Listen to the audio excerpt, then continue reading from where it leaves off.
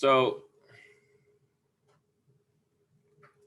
we are moving, and I guess I can say this, finally, to the big question.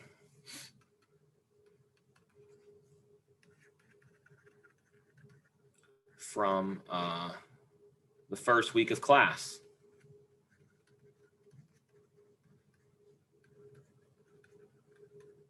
And that is, what is area? How do we compute area? So again, one of the prompts that I asked you to think about the very first week of class is that if some wealthy person like myself comes up to you and says, here's 10 grand if you can properly define area. And I'd really like you to think about that. Could you? Most people have this sort of strange way, oh, area is the space that something takes up. We have some hand wavy sort of explanation, but if you really think about it, you have never, well, unless you sat in a calculus course, you have never seen a proper definition of area. And that's for good reason, because area, size, quantifying size is really, really difficult. It has baffled humans since as far back as we have written history. Now, there are certain things that we can very intuitively quantify. As a child, you learn about rectangles and triangles and polygons, and it's not difficult to have intuition for how we should assign size to a rectangle. There's a very natural way to tell someone how to distinguish two rectangles in size. Take their lengths and their widths and multiply it together. It's very natural. And then, of course, you might say, well, why, is there another way to do it?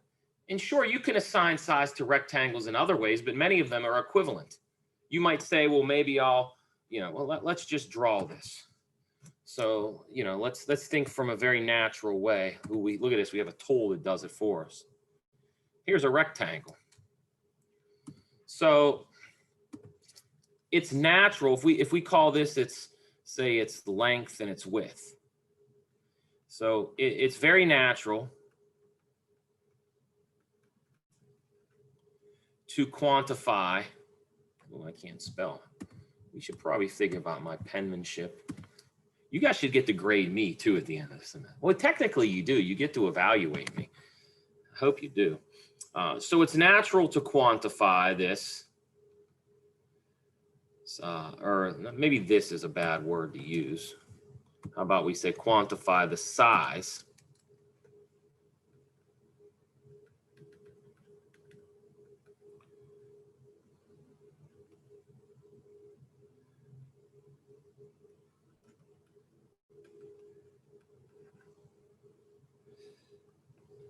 Now, of course, I use the word natural, and you might say, well, it's not natural to me. Okay, well, let me ask you this. If you had a rectangle laying on your desk and I gave you a ruler, can you think of another way to distinguish two rectangles other than measure their lengths and widths? Now, you might say, well, why don't I draw a diagonal, and maybe I can quantify it by saying the distance from here to here. But that's equivalent to length times width, because this distance, as we know from elementary geometry, is the diagonal, which happens to be the hypotenuse of a right triangle. And so the length of this guy right here is dependent on both L and W. So it's completely equivalent to talk about this distance or this and this. So there's really no other natural way we can think about distinguishing a rectangle other than looking at its length and its width. Now, of course, another way we can quantify the size is to not only look at this idea of how much quote unquote space it takes up, but we can also talk about the perimeter, which is another sort of geometric thing we teach children, and it's also important in many real world scenarios. So there's really, with a rectangle, there's two numbers that quantify its size. One we call area, the other we call perimeter. So what's natural then, if we stick with that, it's then natural to take another guy. Let's take this guy. And then you can draw a line from one diagonal to the other. And so if the whole area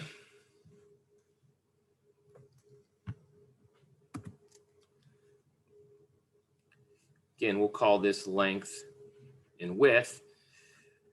If the area is length times width, but we recognize this diagonal cuts it in half, this implies the area of a right triangle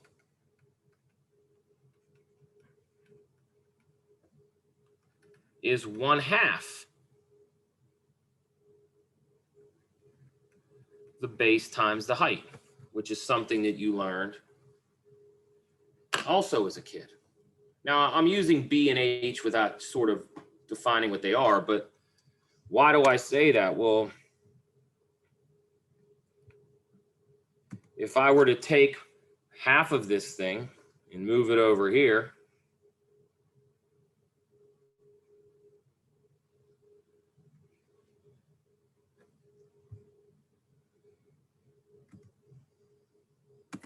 the idea is that this is half of this thing. This is a right triangle, and if you call this base and height,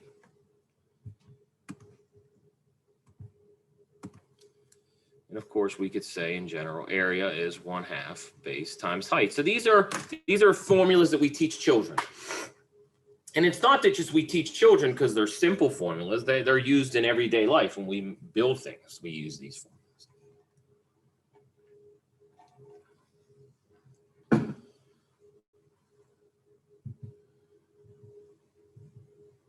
So the moral of this page is that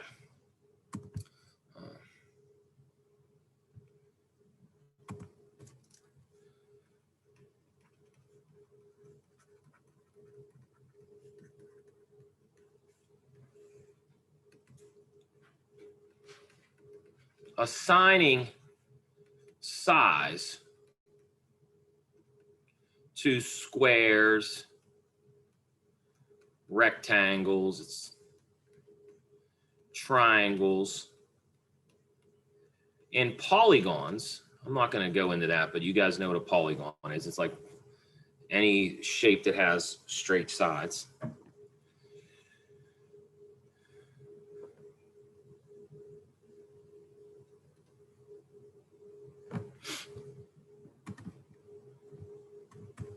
So this has a natural definition.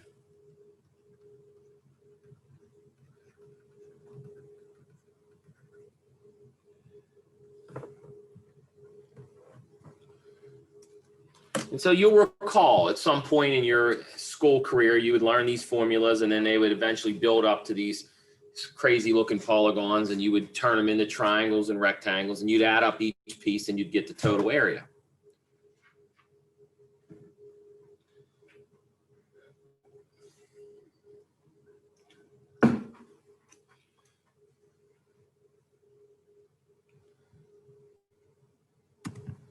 So the big issue then becomes, and this is something that humans since the beginning of time, as far as we have written history, have talked about and concerned themselves with, but what about regions,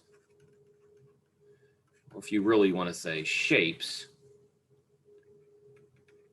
with curved boundaries?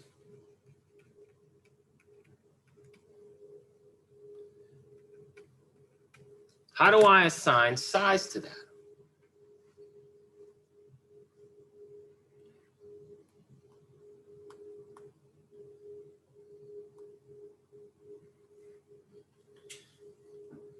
And so think about this, you know,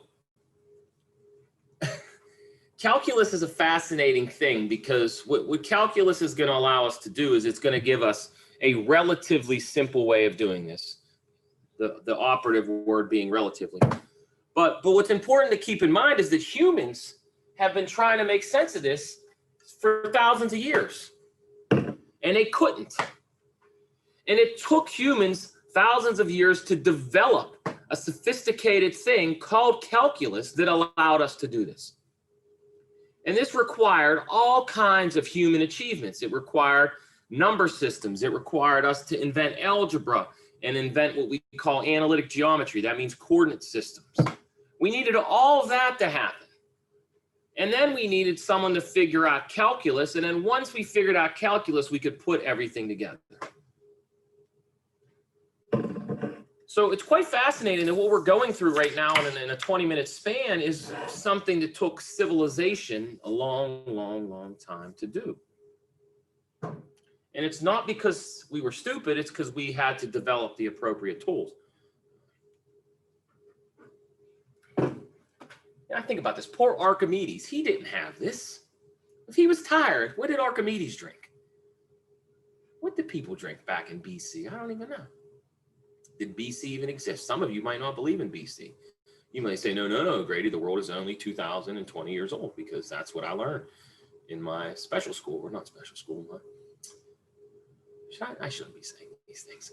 Although I should be, because we're coming up on my favorite holiday. You guys like Thanksgiving like I do? I love it. I love the families, the different dynamics in the families. Oh, it would have been a... We've definitely been called that we don't come back after Thanksgiving. Well, no, well, yeah, but I just like Thanksgiving for all you. You got to sit. Everybody has like the old grumpy uncle who says rude, ignorant stuff, but he's allowed because he's old, and that's what everybody defends. Well, they're old and they're in their ways. You know, I can't say these things. I have all these stories I want to share, but I'm recording this. God forbid if anybody finds out O'Grady's mocking. I mean, we just had an election. There's going to be the Trumpsters and the MAGAs versus the what do you call the snowflakes, I guess? Is that what? I still saw a lunatic today. He was blowing down the parkway with his big pickup truck, and he had this flag with all these tanks on it, and they all said Trump. I thought these people are the best. I don't know.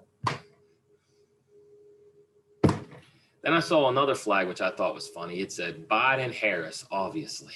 I said, that's cute too. Anyhow, I can't wait, but they're not going to have big parties this year because everybody's afraid of the Roni. They're like, come to La Roche, listen to O'Grady talk, but don't see your family on Thanksgiving. Okay, anyhow, enough jokes because they're not even funny. Anyhow, back to what the point I was making before I got sidetracked in the mocking hypocrisy of Thanksgiving, the Pilgrims and the Indians and so forth.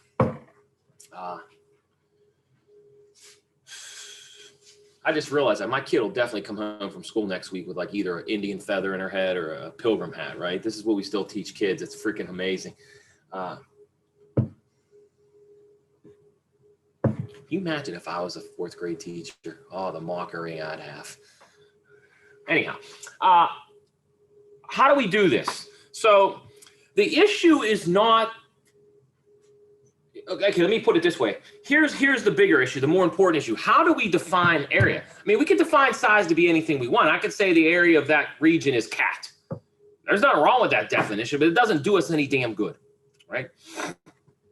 So let's think about how we should do this. So let's take a curved region. So we want to assign a size to this. And as you guys know, called its area. So the English word that we use to quantify size of regions in the plane is area. What word do we use to quantify size in one dimension? We use length. In 3 dimensions, we use the word volume. And there's a whole branch of mathematics actually called measure theory that studies the notion of size in different dimensions.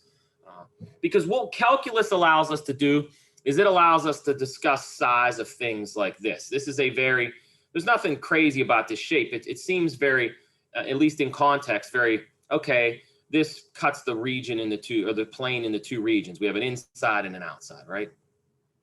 So it's not very confusing to ask how much space does this take up or what is its size. But we could come up with very crazy shapes that it's not so obvious what we mean by area. And so there's a branch of math called measure theory that studies that crap. We don't do that in here. So, okay, so if we're going to have a good notion of area,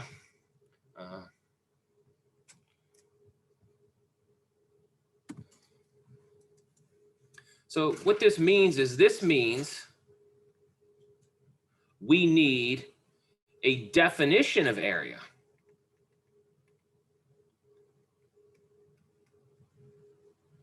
And not only that, but what's most important is our definition must agree with the classical definition for rectangles,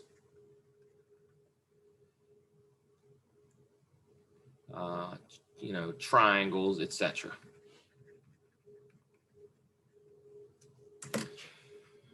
So let me make this clear what this means when I say that agrees with our classical definition.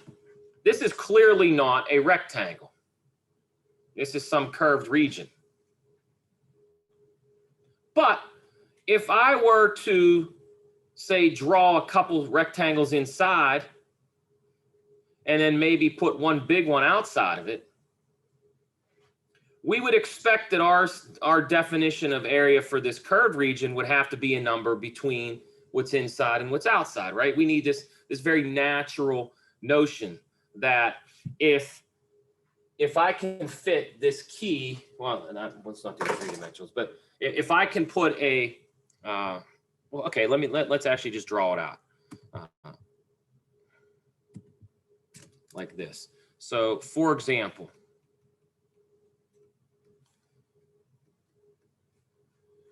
draw a circle of radius 1. So let's just draw a circle. I'll make it in purple.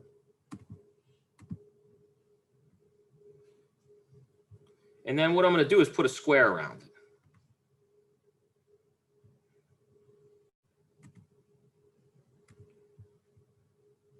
Like this.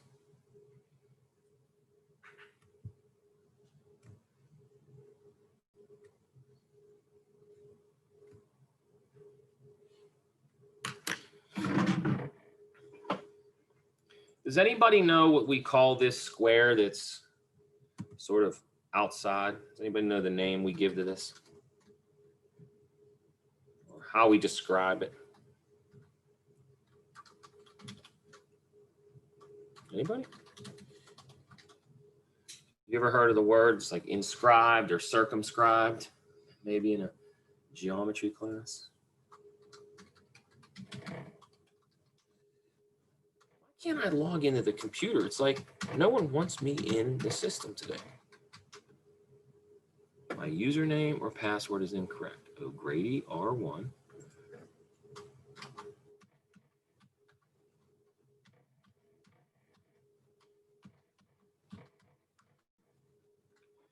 This is ridiculous.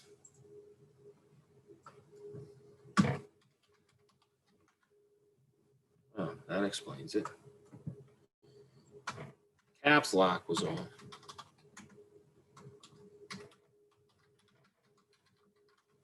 right, so anyhow, if I draw a circle of radius 1, what can we say?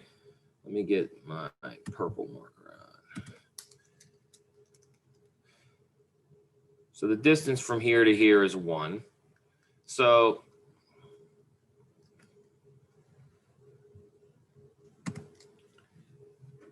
what's the area of the square? The area of the square equals, well, its width and length are both 2, so that's 4. And so that means that the area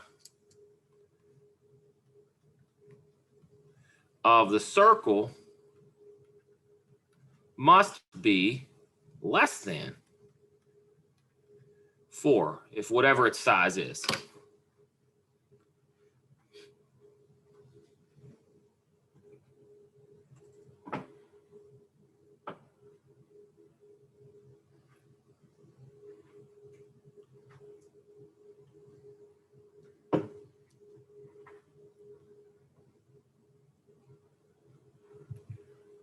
By the way, if you're not sure why the square's area is 4, well, notice if this distance for the radius is 1, then that means the whole distance here is 2, and this is 2. So 2 times 2 is 4.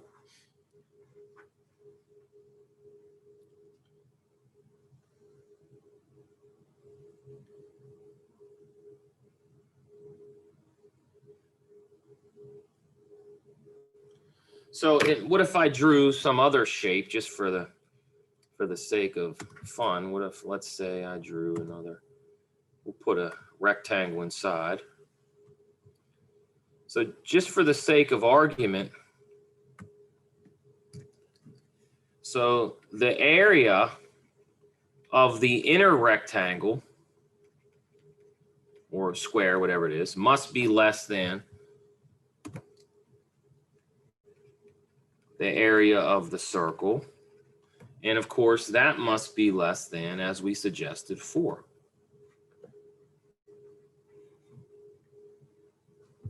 So what I mean is, however we define area, it better make this true. For example, we do not want a definition of area that says the area of that purple circle is 25, because then it completely loses any intuition. Do we understand that? Does anybody have a comment or a question about that?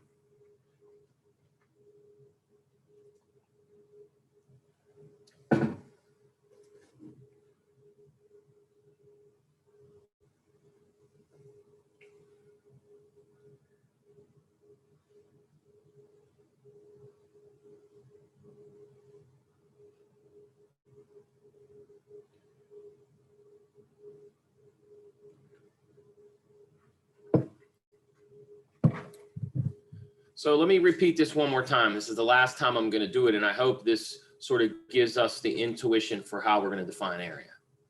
I can define size to be anything I want, just like I can define addition. I can say that 4 plus 6 is 25. Does that do me any good in making applications of math in the real world if 4 and 6 is 25? Can you imagine Lydia trying to count 4 dolls and add 6 to them and me telling her it's 25 and not 10? Right? What good is that, right? But we need to make our definitions in mathematics and in science in general, we need to make them so that things that are obvious remain true. And from our notion of area of things like rectangles, we know that if one rectangle is inside another, we understand that the area of the larger one should be a bigger number than the area of the smaller one. Just like our intuition tells me this phone is smaller than my book bag because I can put my phone in my book bag. So we have natural notions of size. If we're going to define area, it better agree with our intuition. Our intuition tells us that that purple circle is smaller than the black one. It also tells us, or the black square, it also tells us that that green square, rectangle, whatever, is smaller than the purple circle as far as how much space it takes up. So another way to think about this, if I asked you to paint inside, which one requires the most paint? Black, purple, or green? And so we want to define our notion of area so that this intuition is not messed up. So here's how we're going to do it.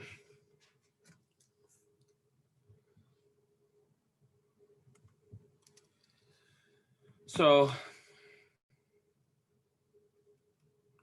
we can use this idea to define area for regions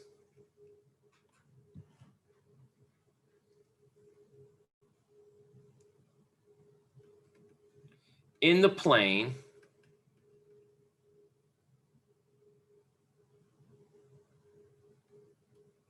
that are generated, or that maybe generated is a scary word for you. How about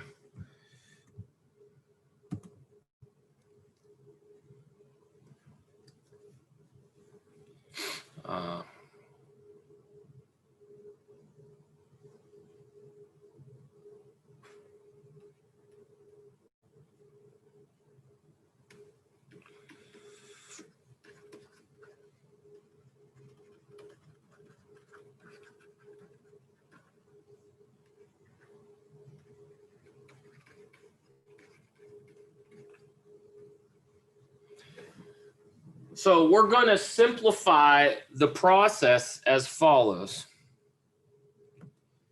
We're not going to just study a general curved region. What we're going to do is we're going to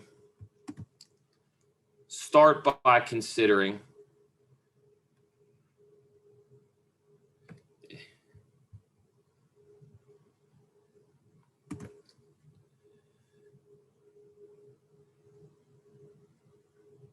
the following. So I am only going to consider, I'm going to take two numbers, say A and B, and I'm going to take a region like this.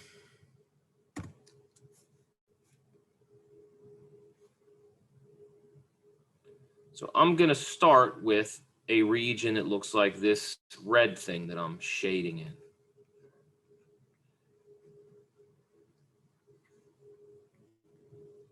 So this is an example of what I mean by the graph or a region in the plane that's graph has one side is, or excuse me, the region's one boundary is the graph of a continuous function.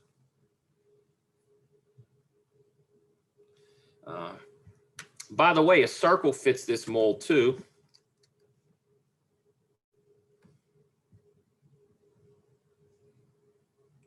You're going to say, how does a circle do this? Well, circle, I mean, we know that circles have symmetry to them. So I could, for example, just consider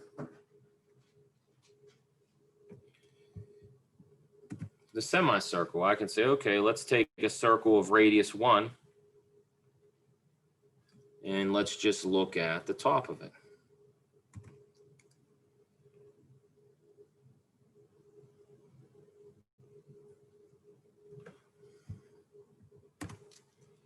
So these are two examples of the kinds of regions that we can investigate.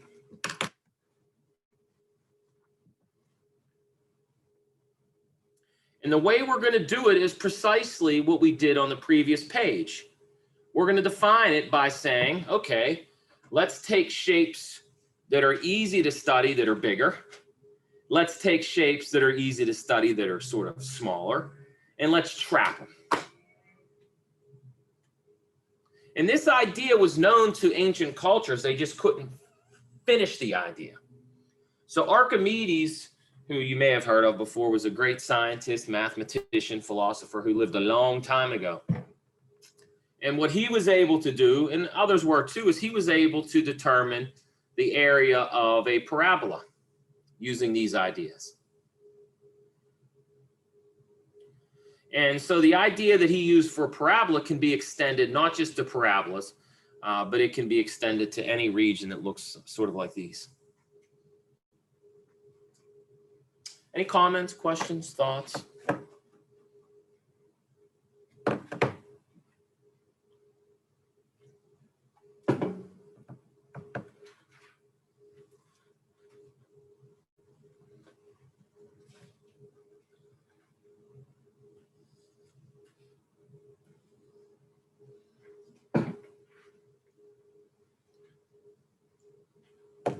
Okay, so how we're going to motivate the idea is we're going to look at a specific example, a specific region that's simple, and we're going to show you how this works. And one thing that I want you to take from this is what we're going to do right now is not calculus. This is just what we call deductive reasoning.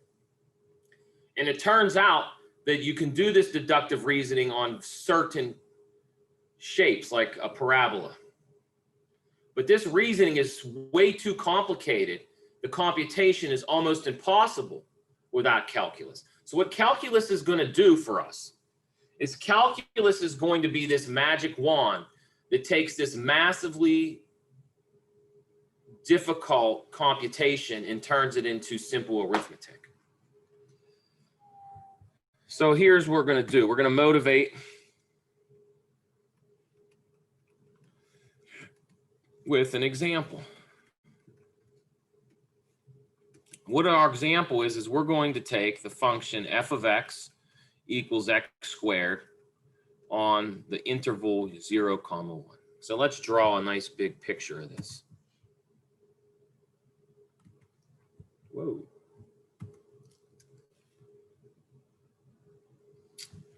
What's happening? Our pets' heads are falling off. So here's, say, my XY axis. So I'll mark this off. We'll call this 1, which means this is 1/2, 1/4, 3/4, and of course, this is 1.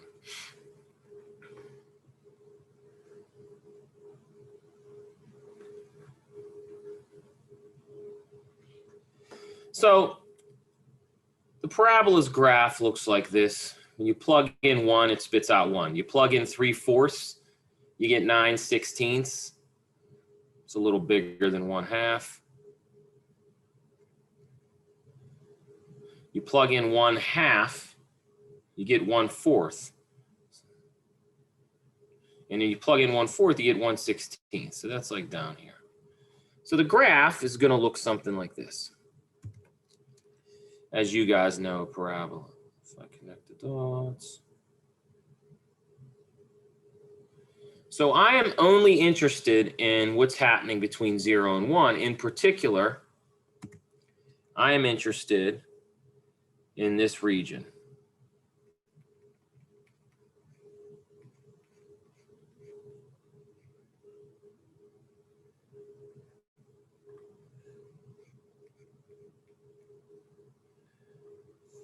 So let's put, what should the area of the red region be?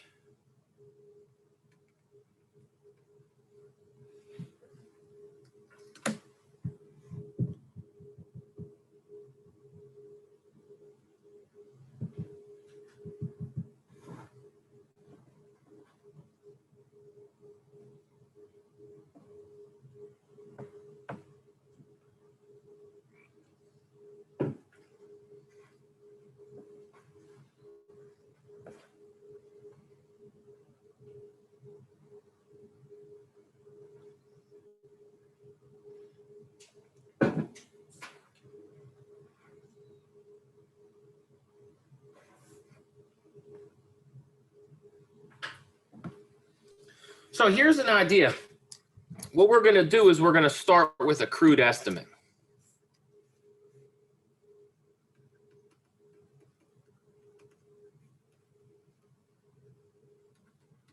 And we're going to do it from the top and bottom. So what I'm going to say is I'm going to say from above and below.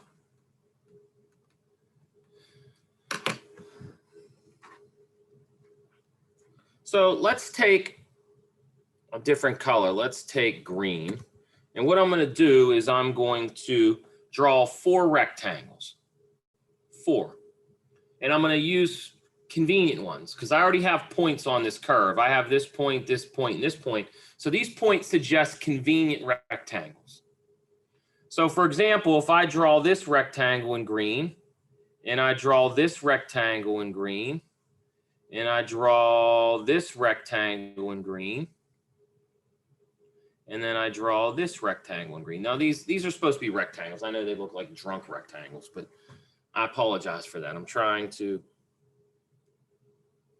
whoa.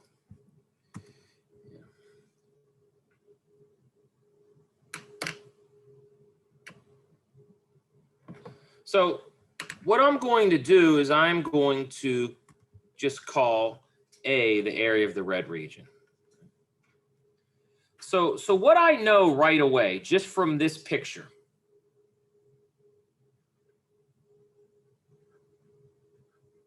here's what I know.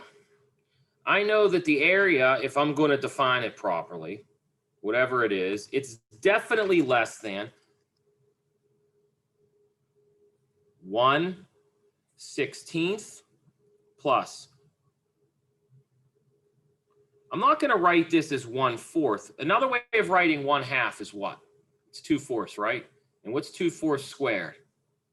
That's 4/16, right? And then what's the height of the third rectangle? That's 9/16. And what's the height of the last one? It is 1, but I'm going to write it as 16 over 16. So here's the thing, that when we start writing things out, we get patterns. Not all the time, but often. So where am I getting these numbers from, in case you're confused?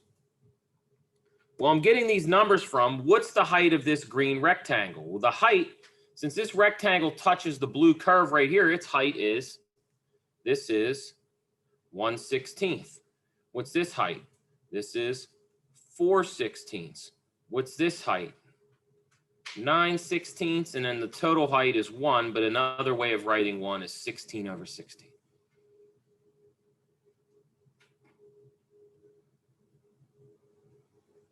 So I'm not doing any calculus right now. Right now, this could be a 5th grade math problem. We're showing the area of rectangles. Now, why am I just using the heights? Well, what's the width of each one of these? They're each 1/4, right? So if I'm going to be completely correct, I guess I should have saved myself a little space. What is the width of each one of these creatures? The width is each one is 1/4. And so I have to put a 1/4 out front. Let's say I factored it out. And so we know that that is, this number, whatever it is, has to be greater than A.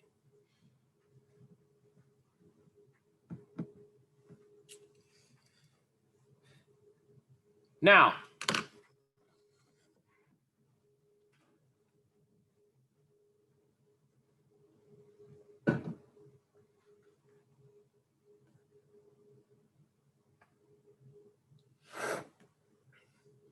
we can play a similar game. Suppose instead of using, notice I broke the interval from 0, 1 to 4 pieces, 1/4, 1/2, 3/4. And notice I started here for the height of the first one, here for the second. What if I went in reverse and started the height here? Well, there's no height here. It'd be 0. But what we could do is we could note that, let's take a different color. Let's say purple. If I use purple now, I can use this rectangle, I can use this rectangle, and then I can use this rectangle.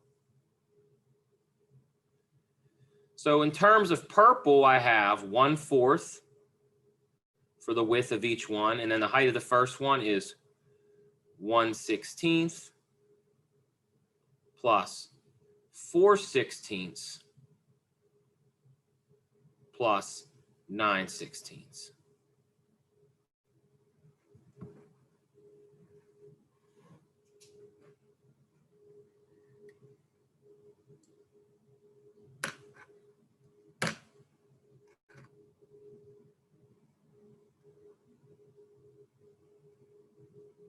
Now, here's the really interesting thing that we can recognize, and it's not going to be obvious to you, but there's a pattern here. What I mean by that is if I look at the right-hand side in green, these are the heights of 4 rectangles. Here's the width of all 4. Over here, these are the heights of my 3 purple rectangles. Like this.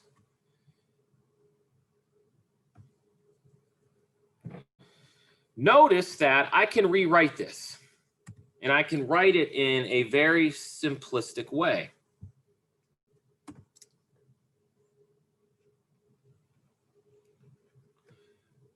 Everybody over here has a 16 downstairs, do they not? Everybody over here has a 16 downstairs. And 16 is the same as 4 squared.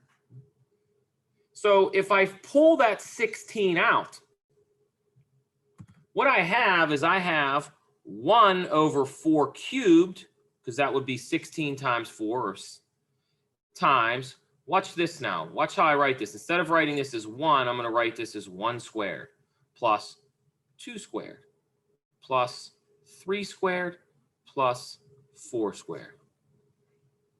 I'm not lying to you, am I? Those are just the same numbers, right? And we can do a very similar thing over here. Over here, we have 1 divided by 4 cubed times 1 squared plus 2 squared plus 3 squared.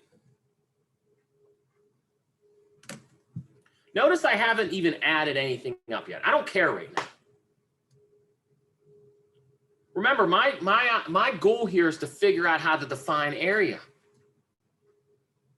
I'm not interested in something that's obvious to me right now. Right now, it's obvious to me that these 4 green rectangles take up more space than the 3 purple ones.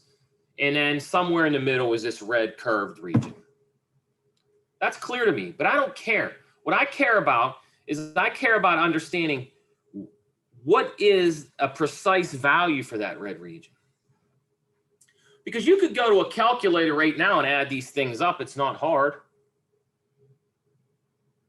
And really, this number over here is just a little bigger than this one.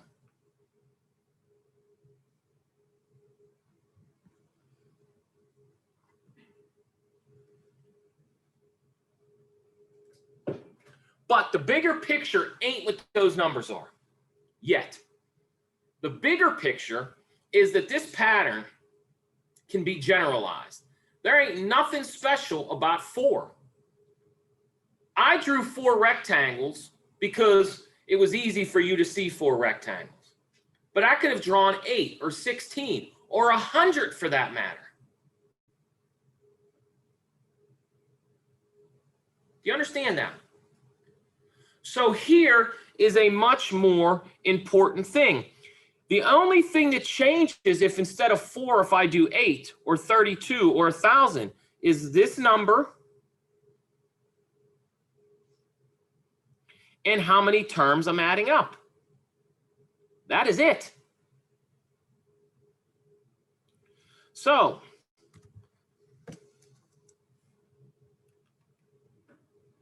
there was nothing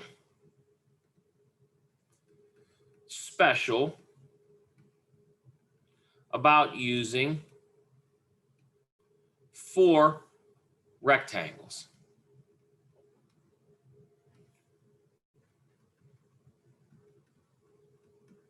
If I used 10, I have the area that I'm looking for must be less than 1 over 10 cubed times 1 squared plus 2 squared plus 3 squared all the way up to 10 squared. And then this would be greater than 1 over 10 cubed times, remember this one has 1 less, so it would be 1 squared plus 2 squared all the way up to 9 squared.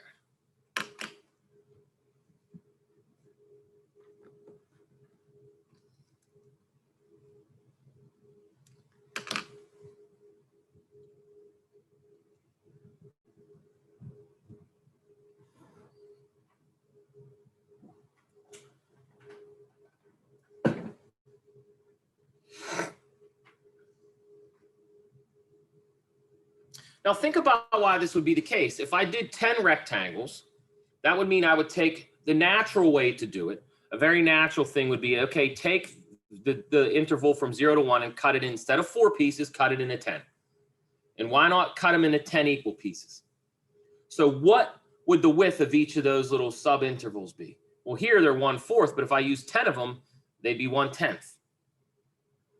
1/10, 1/10, 1/10. And then if I constructed my rectangles the same way, I'd be plugging 1/10 into the function. I'd get 1 over 10 squared. And if I plug 2/10 in, I'd get 4 over 10 squared. So I could play the same game that I just did with 4. In fact, more is true. If n is any integer, I get this. If n is any integer, now of course it can't be negative, that doesn't make any sense, greater than 1,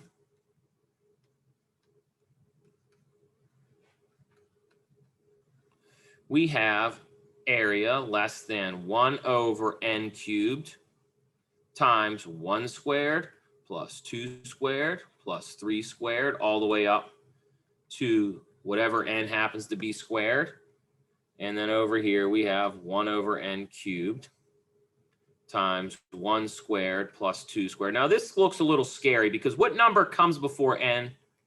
That's n minus 1 squared.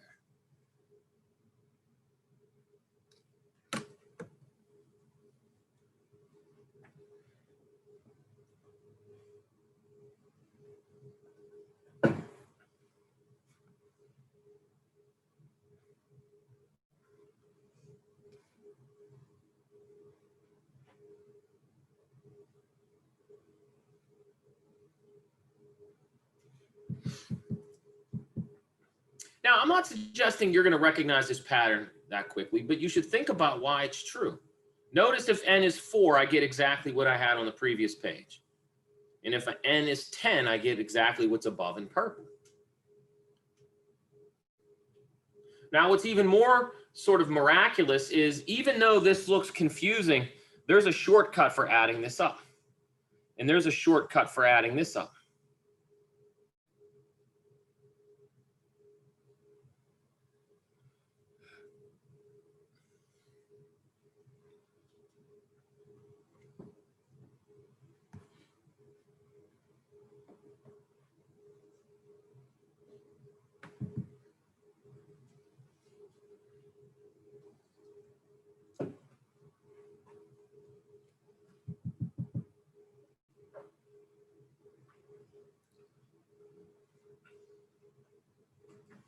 Any comments? Anybody want to say anything?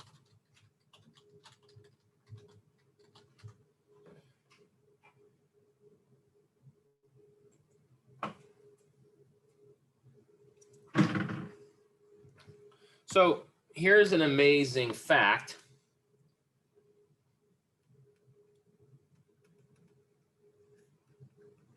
You should try to prove, but I'm not going to do it for you.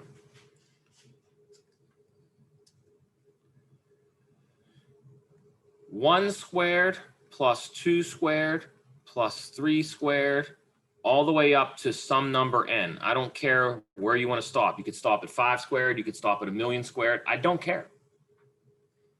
It is always equal to n times the next number, which is n plus 1, times 2n plus 1 over 6. And so before we go any further, it might be cool to check this for some small values.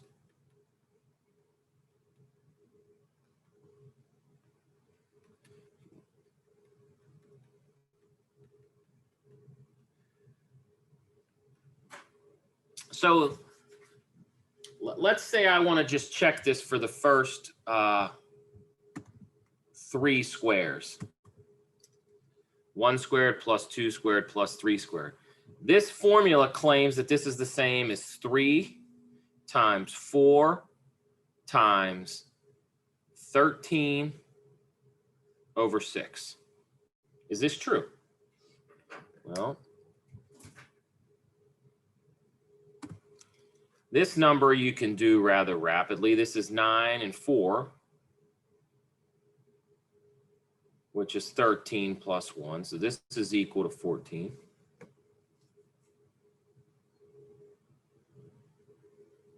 We think.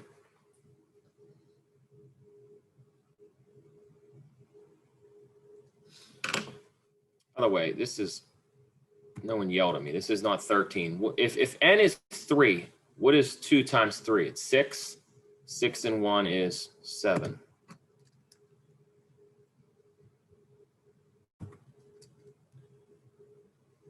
Now, what is this creature equal to? Well, the 3 cancels with the 3 down here. And then the 4 cancels. The only thing that's left is a 2. So this guy is equal to 2 times 7, which is, of course, 14.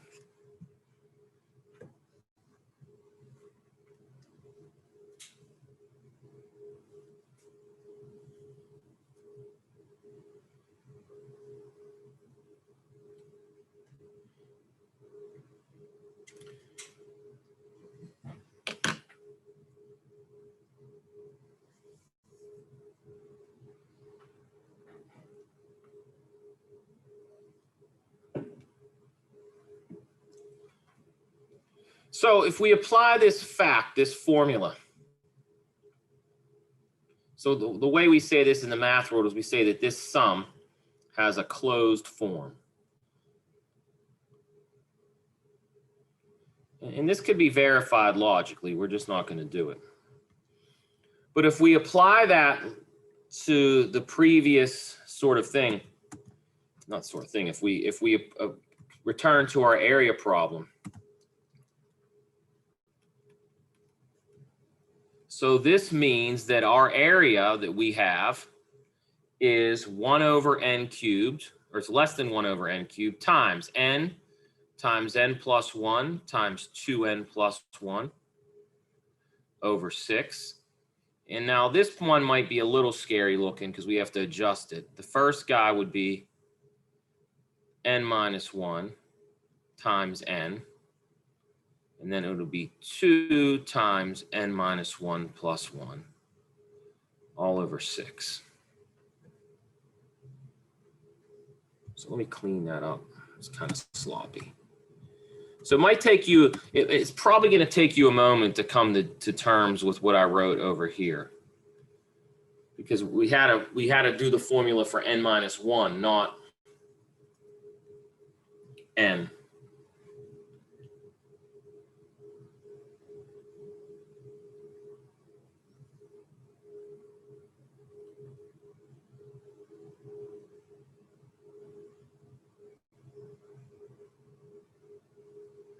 Now, here's what's really wild.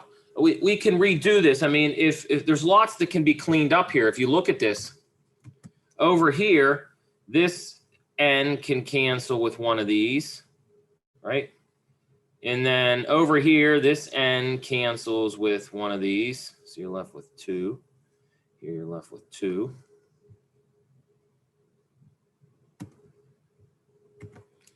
And so what we end up being left with, if we do some algebra, is upstairs you have 2n squared plus 3n plus 1 all over 6n squared. And over here, if you do the algebra, this one's not as obvious to do in your head, but that's okay. So maybe you come up here and do a little scratch work. So maybe I clean this up a little bit. This is n minus 1, and what is this equal to? Well, this is 2n, and then it's minus 2 minus 1, so it's 2n minus 3.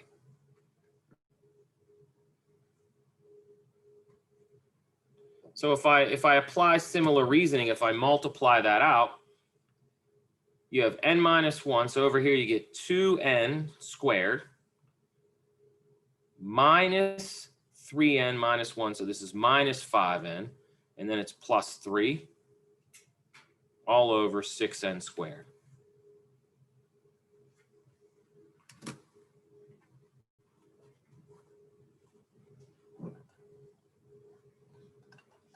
I highly recommend you convince yourself on your own that this is true.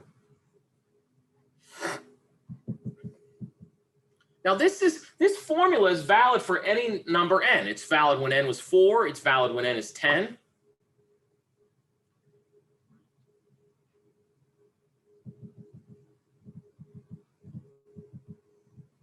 Here's the fascinating thing.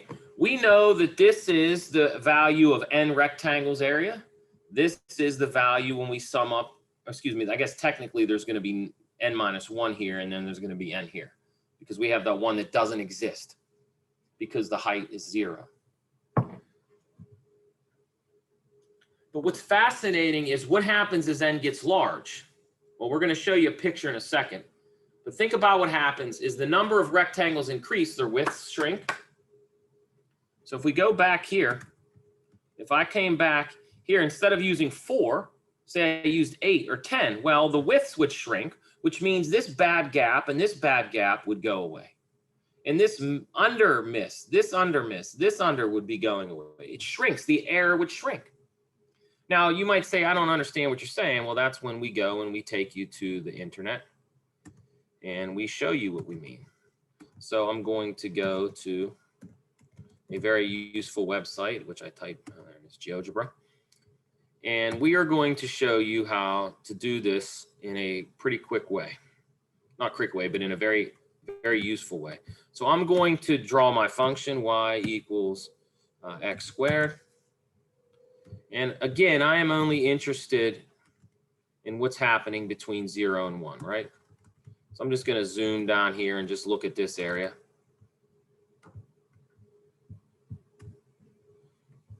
And this calculator has a really built-in thing. It'll construct these rectangles for us.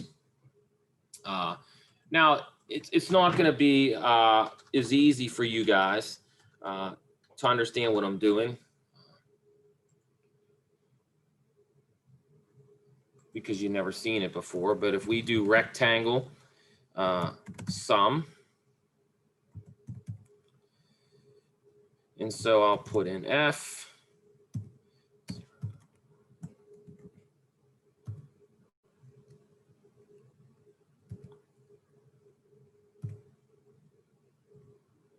So what you'll see is that I can have the computer really quickly do my first 4 rectangles. Remember these things?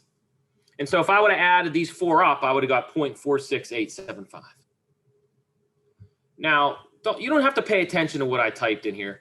But if I do the same thing now, if I do, the only thing I'm going to change in what I did is I am going to, now I'm going to do the lower ones that I did before. Oops.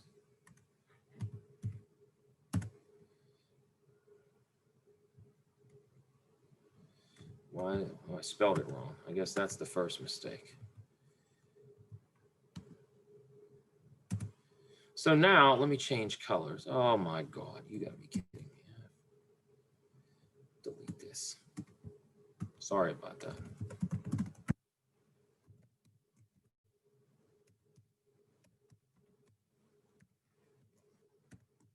So now, let me change the colors to these.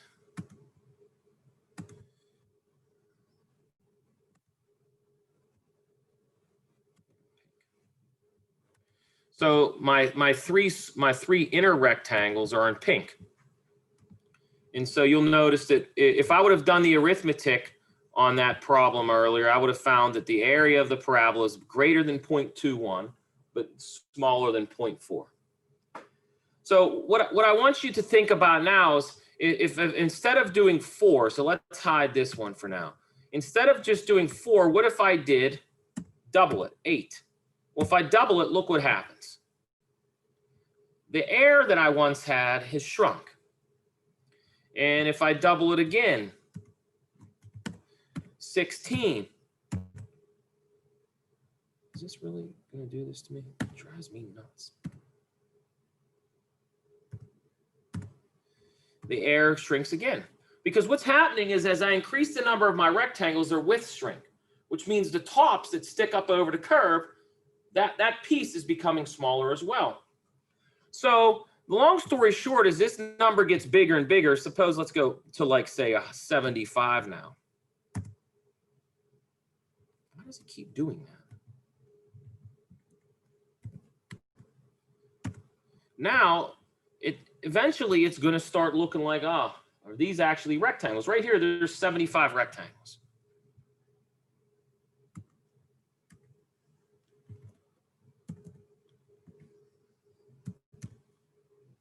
Now there's 150 rectangles. And it's really difficult to tell whether or not these are rectangles until you zoom in. And then you say, okay, I see like little steps. Right? But what's going to happen as we continue to increase the number of rectangles, say we do 300, eventually that's just going to it's not going to look like a bunch of rectangles. It's going to look like a curved region. Let's do 700. Now, if someone walked in this room from outside, you're going to have a hard time convincing them that there's 700 rectangles there. And using that little formula, we can find out that the value of the area of those 700 rectangles is 0.33. So we're almost out of time, so we have to go back. Does anybody have a comment or a question about this? Point is, as we increase the number of rectangles, the space that the rectangles takes up starts to morph into the curved region. No one is going to argue right now that that's 700 rectangles. They're just not. Okay, so here's the fascinating thing. If we trust that that makes sense, and then we realize that we have something set up for the squeeze theorem here, because we know that this guy has a limit. Where is this guy going? This guy, if we take the limit, and we take the limit here. So if we take the limit,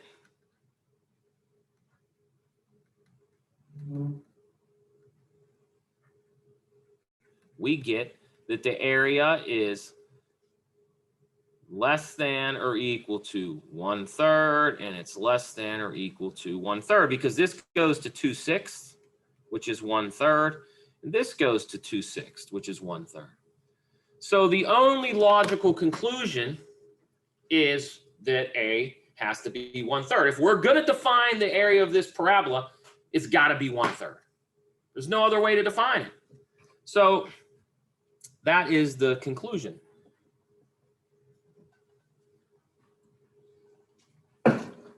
Now, there's nothing special about the parabola. The only thing special about the parabola is we were able to do this by hand. Now, if this was working you up, don't worry. Calculus, this ain't calculus. This is arithmetic, a little bit of algebra. Calculus is going to make all this hard work be obsolete. Calculus turns all that crap into one line. We'll see that on Wednesday. Or no, Thursday. Thank you, guys. Take care. And I will see you then, hopefully. Bye now. Go in peace. Do whatever it is you do. Prepare for the holiday. Go buy me gifts. And I'll see you all Thursday.